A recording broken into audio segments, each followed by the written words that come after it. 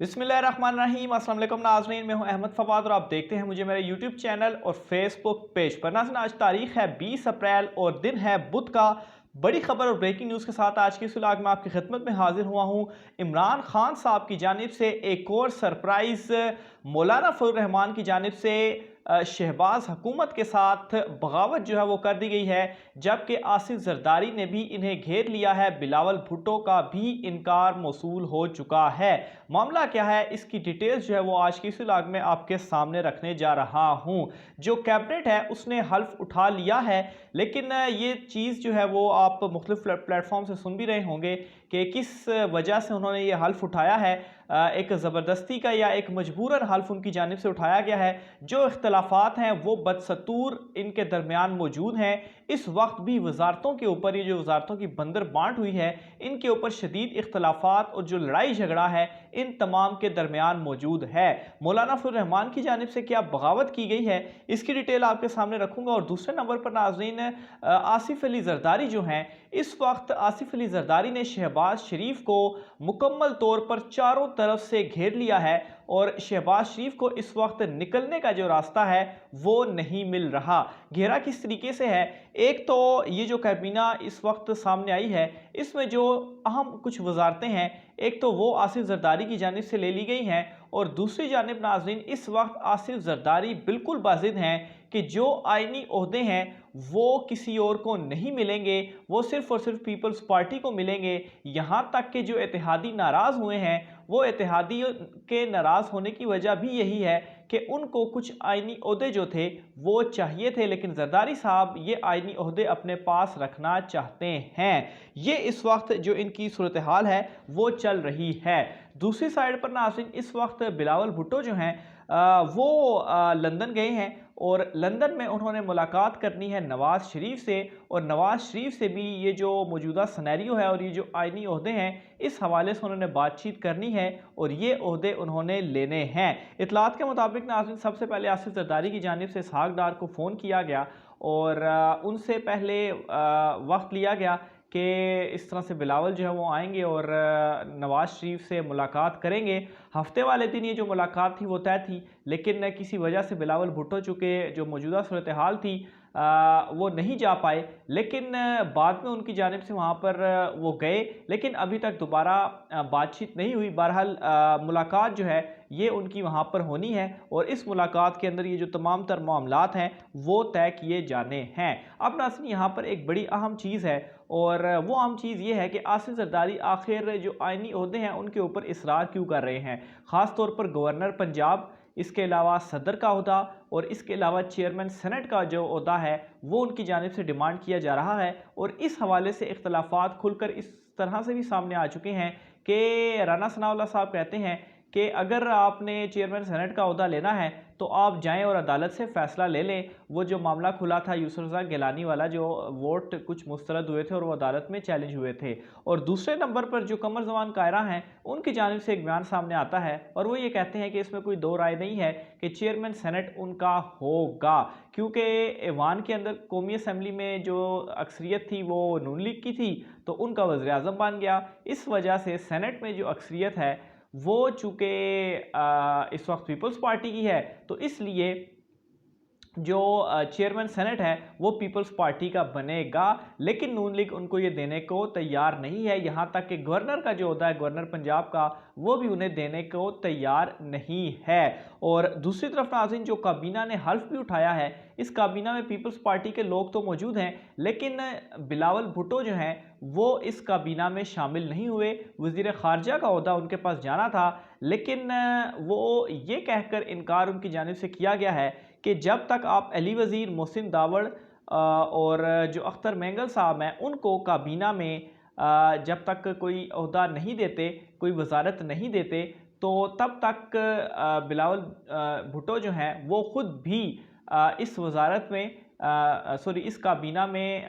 जो वज़ीर ख़ारजा का ओहदा है वो नहीं लेंगे। अब अली वज़ीर और मोहसिन दावड़ को तो मुश्किल है, कोई वजारत मिल सके। और इसी वजह से बिलावल भुट्टो की जानिब से भी ये कहा गया है, क्योंकि एक बहुत बड़ा क्वेश्चन मार्क उनके ऊपर आ जाएगा अगर वो शहबाज शरीफ की काबीना के अंदर शामिल होते हैं बतौर वज़ीर, तो कल को जब उन्होंने हलकों में जाकर सियासत करनी है तो किस मुंह से लोगों से कहेंगे कि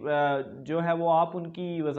काबीना के अंदर एक वज़ीर की हैसियत रखते थे, तो उनके लेवल के ऊपर या वज़ीर-ए-आज़म के लेवल के ऊपर आप किस तरह इलेक्शन लड़ेंगे। बहरहाल ये हदें तो ऑलरेडी पार हो चुकी हैं, लोग इस वक्त समझ चुके हैं कि ये लोग अपने मफादात की खातिर मिले थे, और इस वक्त ज़ुबान ज़द आम भी है कि ये हुकूमत किस तरीके से गिराई गई और फिर ये जो एक इम्पोर्टेड हुकूमत है ये उनके ऊपर मुसल्लत की गई, और ये सारे अपने मफादात के लिए एक दूसरे के साथ इकट्ठे हुए हैं। बहरहाल आसिफ जरदारी की जानिब से इस वक्त घेरा हुआ है और शहबाज शरीफ को निकलने का रास्ता नहीं मिल रहा, और आसिफ जरदारी मुसलसल जो अपनी सियासत है, जो अपनी पार्टी की बेहतरी के लिए, ज़ाहिर बात है अपनी पार्टी की बेहतरी के लिए वो मामलात ये सारी चीज़ें कर रहे हैं, वो सारा का सारा इस वक्त जो ढोल है वो डाल दिया गया है शहबाज शरीफ के गले के अंदर, और इस हुकूमत की जो भी नाकामियां हैं वो सारी जा रही हैं नून लीग के हिस्से के अंदर। और आसिफ जरदारी को भी ये चीज़ मालूम है कि ये कंपनी नहीं चलेगी, बल्कि अब तो बाज़ करीबी जो हल्के हैं और ये हल्के जो कि इन जमातों के बहुत ज़्यादा करीबी हैं,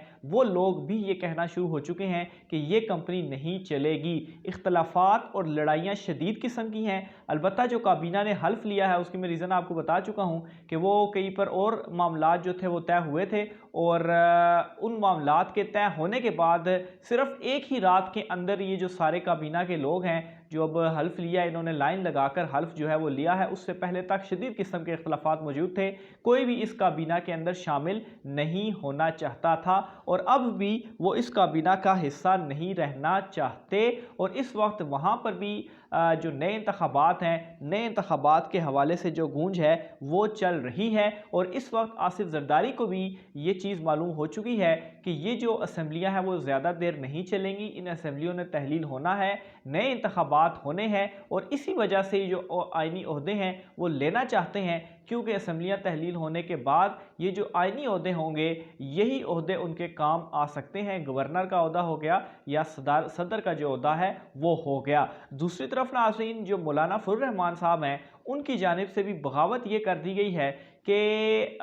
सदर का जो ओहदा है वो उससे पीछे हटने को तैयार नहीं है। वो ये कहते हैं कि मुझे आपने सदर बनाना ही बनाना है, मैं जो है वो सदर बनूंगा, नहीं तो दूसरी तरफ उन्होंने इलेक्शन की कॉल जो है वो दे दी हुई है। हालांकि इस काबीना के अंदर उनके भी जो 4 वज़ीर हैं वो शामिल हैं, लेकिन इससे हटकर भी मैं आपको ये भी बताऊं कि वो भी काबीना में शामिल नहीं होना चाहते थे। मैंने रीज़न बता दी कि किस वजह से वो शामिल हुए। बहरहाल उसके बावजूद भी मौलाना फजल रहमान एक तो स्ट्रिक्ट है कि उनको सदर बनाया जाए, और दूसरी साइड पर यह मुतालबा उनकी जानिब से आ चुका है कि नहीं तो फिर इलेक्शन जो है आप फौरी इंतखाबात में जाएं, और इससे क्या होगा, कोई भी कानून साजी, ये जो इस वक्त इख्तलाफात आ रहे हैं, कोई भी कानून साजी पार्लियामेंट के अंदर नहीं की जा सकती। सरदार अख्तर मेंगल साहब जो थे वो नाराज़ होकर इनसे चले गए हैं। अगर फ़र्ज़ करें वही नाराज़ रहते हैं इनसे, उनके जो पास 4-5 वोट हैं, क्योंकि ये हुकूमत सिर्फ और सिर्फ 2 वोटों के ऊपर खड़ी हुई है, अगर सिर्फ वो ही किसी भी कानून साजी के अमल में वो नहीं रहते, तो उसके बाद 172 की जो तादाद है वो पूरी इनसे नहीं हो पाएगी। किसी तरह की कोई कानून जो है वो उसमें अमेंडमेंट नहीं कर सकते, जिस तरह से वो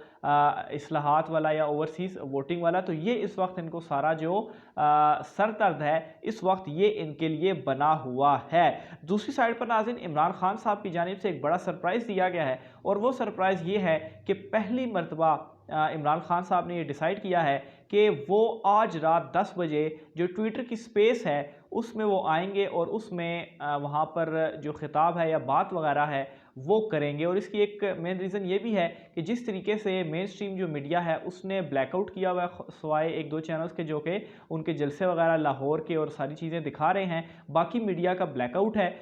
जिसकी वजह से वो सोशल मीडिया को इस्तेमाल करके, और चूँकि सोशल मीडिया की रीच बल्कि मेन स्ट्रीम मीडिया से भी ज़्यादा है, इसी मीडियम के ज़रिए ही पाकिस्तान बल्कि पूरी दुनिया में जो पैगाम है वो इमरान खान साहब अपना पहुंचा रहे हैं। आज उन्होंने एक वीडियो भी की है, और उस वीडियो में पहली मरतबा इमरान खान साहब की जानिब से जो लाहौर का जलसा है इसमें उन्होंने ख़ुद दावत दी है लोगों को, और इसमें उन्होंने कहा है कि जो जुमेरात यानी कि कल जो ये वो जलसा करने जा रहे हैं इसमें उन्होंने लाहौर का मज़ार-ए-कायद का इस वजह से उन्होंने चूज़ की है जगह, क्योंकि 1940 को इसी जगह पर जो करारदाद पाकिस्तान थी वो हुई थी। इसी जगह से हकीकी पाकिस्तान के लिए जो जंग थी उसका आगाज़ भी हुआ था। और दूसरा ये कि जो अपनी इस मरतबा जो एक उनकी हकीकी जंग है वो भी यहीं से उसका वो आगाज़ करेंगे और यहीं से वो लड़ेंगे, और ये जो साजिश के तहत करप्ट टोला उनके ऊपर मुसल्लत किया गया है इसको वो हटाएंगे। तो आप ये सोचें कि कॉल दिए बगैर इतने लोग शामिल हो गए थे, और कॉल के बाद, और वो भी लाहौर के अंदर, उसके बाद कितना बड़ा ये जो जलसा है वो होने जा रहा है। और इसी जलसे से घबराने के बाद नाज़रीन ये ख़बर सामने आई है कि जो वायर्स वगैरह हैं इंटरनेट की, उनमें कुछ ख़राबी है और उनको ठीक किया जाएगा, और उसका जो टाइम है वो रात 10 बजे तक उसकी ठीक करने का टाइम रहेगा। उससे पहले जो इंटरनेट है वो स्लो होगा। तो इससे भी चूँकि सोशल मीडिया के ज़रिए ही सारे जलसे जो हैं और ये वीडियोस वगैरह लोगों तक पहुंचाई जाती हैं, तो इससे इम्पैक्ट थोड़ा बहुत ज़रूर पड़ेगा कि उस वक्त इंटरनेट स्लो होने की वजह से वीडियोस अपलोडिंग में मसला होगा। लेकिन नाज़रीन बेशक आप 1 घंटा पहले या 2 घंटा 3 घंटा बाद में कर लें, सोशल मीडिया इसके ज़रिए से आप जो भी वीडियोस बनाएंगे वो लोगों तक पहुंच जाएंगी। तो इस वजह से इन चीज़ों से घबराने की भी ज़रूरत नहीं है, और इन चीज़ों से कुछ भी नहीं होने वाला। एक तो इमरान खान साहब आज 10 बजे ट्विटर स्पेस करेंगे, और उसके बाद कल रात को ये जो जलसा होने जा रहा है बहुत ही इंपॉर्टेंट और बहुत ही अहम होने जा रहा है, क्योंकि यहीं से इमरान खान साहब ने अपने अगले का जो लाहे अमल है वो तय भी करना है। राय के साथ कमेंट बॉक्स में कीजिएगा। आज के व्लॉग से इतना ही, मुझे इजाज़त दीजिए।